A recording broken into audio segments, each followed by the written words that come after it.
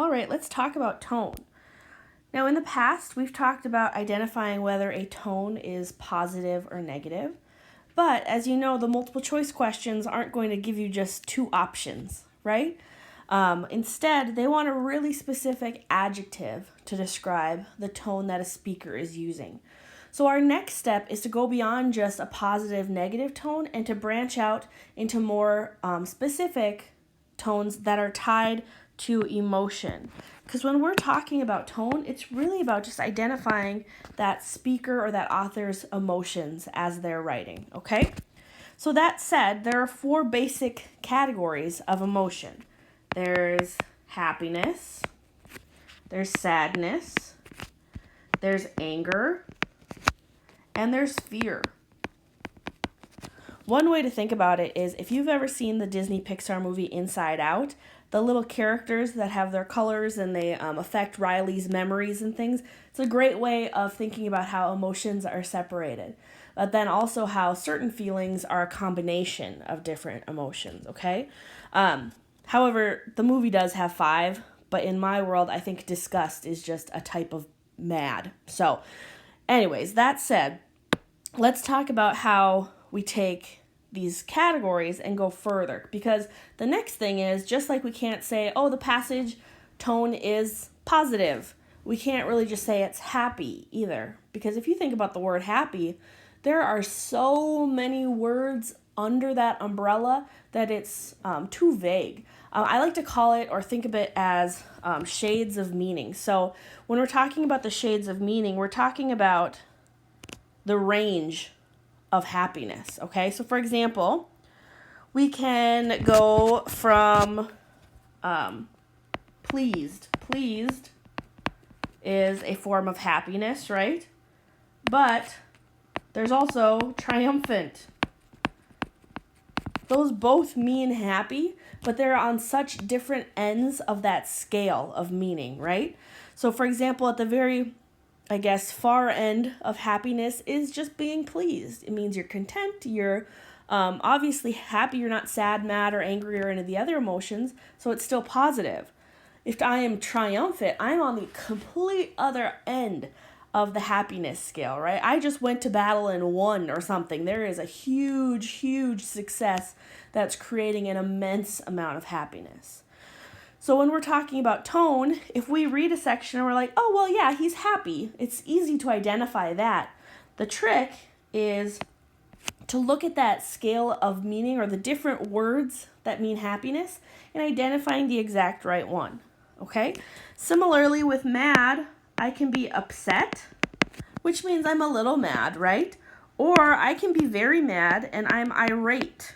Again, there's that scale, that shades of meaning within mad that capture the wide range or levels of anger somebody can have.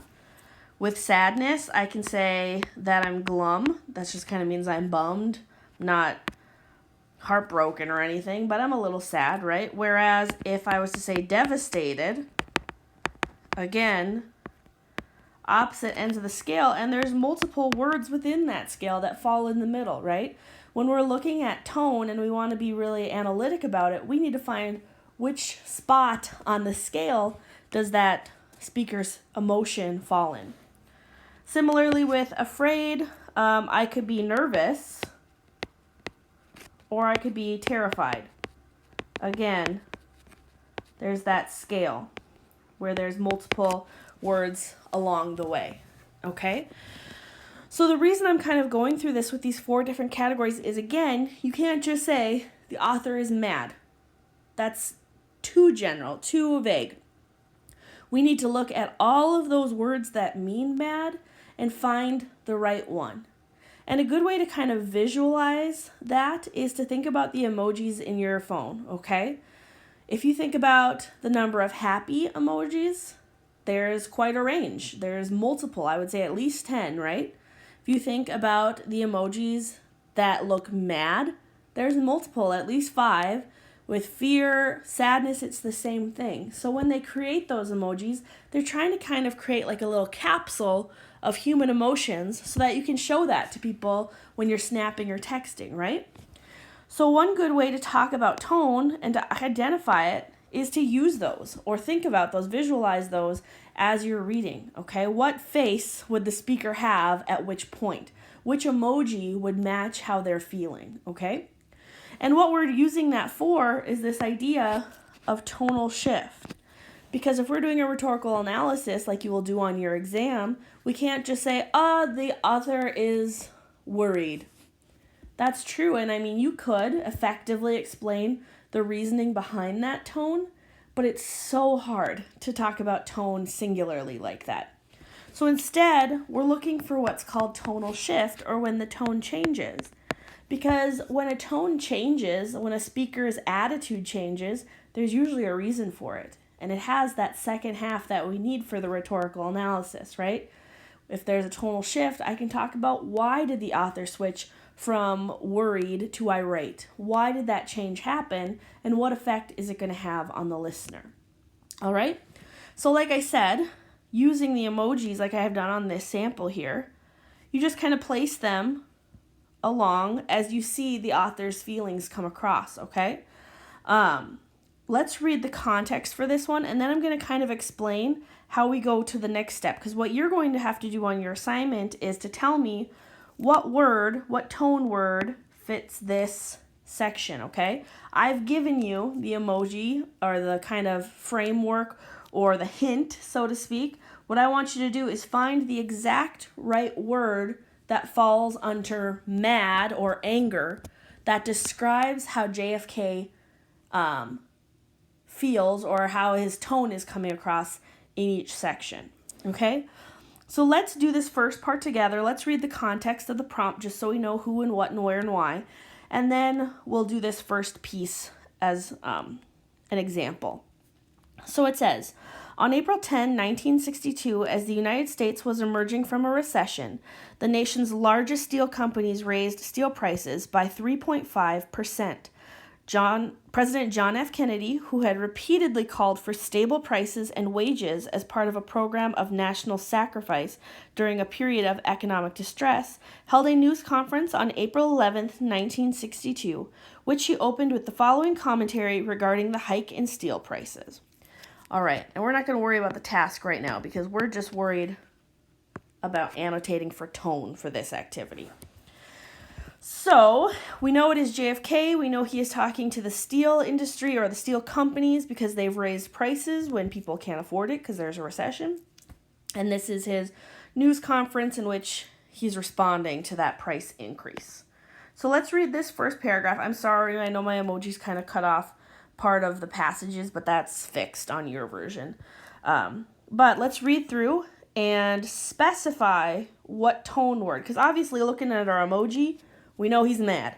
Let's find the right word so that we can be more specific than that. Simultaneous and identical actions of United States Steel and other leading steel corporations increases steel prices by some $6 a ton, constitute a wholly unjustifiable and irresponsible defiance of the public interest.